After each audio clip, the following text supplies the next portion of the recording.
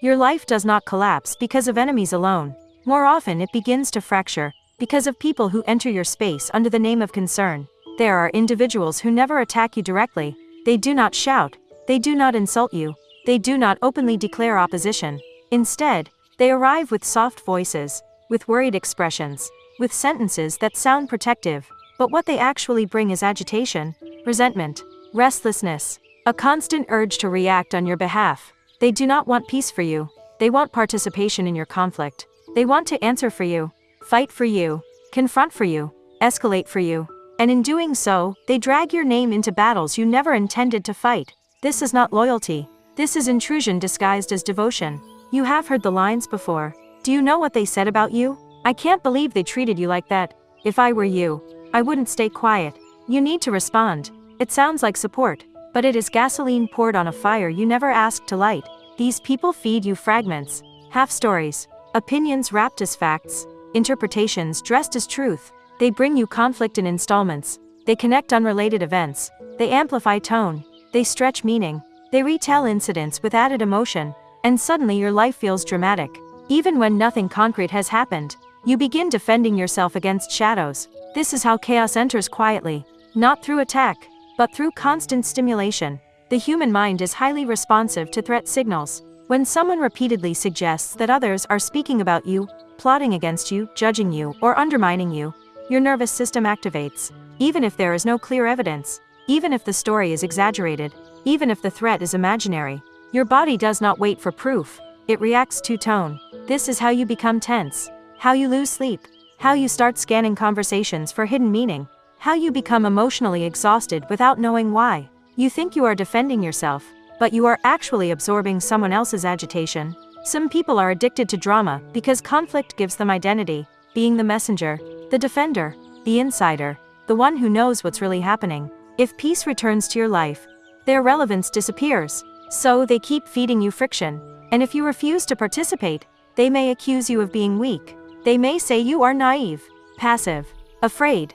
But choosing not to engage is not weakness. It is discipline. There is a difference between protection and provocation.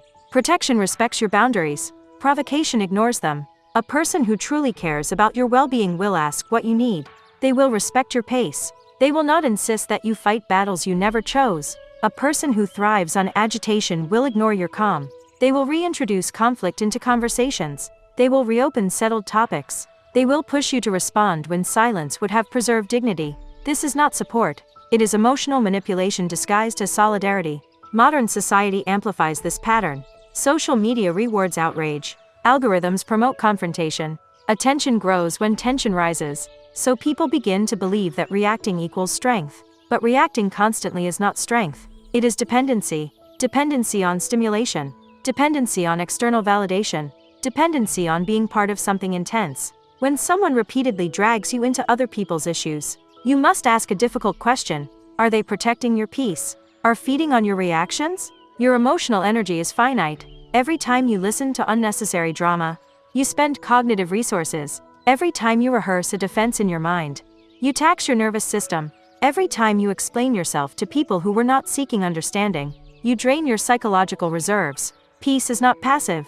Peace is selective. Selective about who has access to your time. Selective about what conversations you entertain. Selective about which fires deserve your oxygen. You are not obligated to respond to every rumor. You are not required to clarify every misunderstanding. You do not owe explanations to those who are committed to misinterpretation. The most powerful boundary you can set is refusing to become a stage for someone else's drama.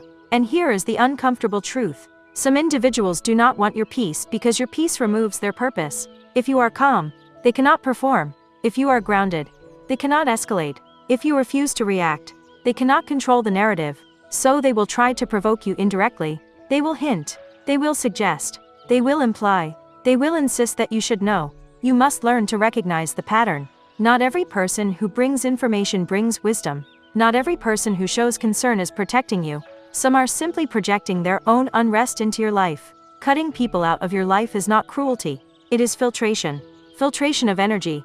Filtration of influence. Filtration of unnecessary stimulation. You are allowed to withdraw from conversations that exhaust you. You are allowed to say you are not interested in discussing certain topics. You are allowed to reduce contact with those who repeatedly disturb your equilibrium. This is not avoidance. This is psychological hygiene. If you allow constant agitation into your space, you will begin to internalize it. Your mood will shift. Your patience will shorten. Your clarity will blur. And eventually, you will not recognize the calm person you once were. The strongest individuals are not those who fight every battle. They are the ones who know which battles are illusions. Silence is not surrender. It is sovereignty.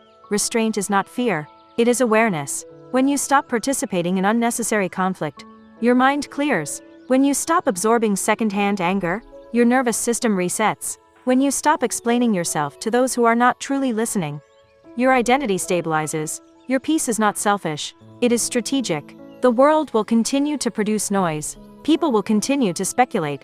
Opinions will continue to circulate. But not every sound deserves your attention. You do not need to be the center of every reaction. You do not need to defend your existence in every room. And you do not need to let someone else's hunger for intensity disturb the stability you worked hard to build. Guard your psychological space the way you would guard your home. Not everyone who knocks deserves entry. Not every voice deserves volume in your head. And not every person who claims to stand beside you is actually standing for you.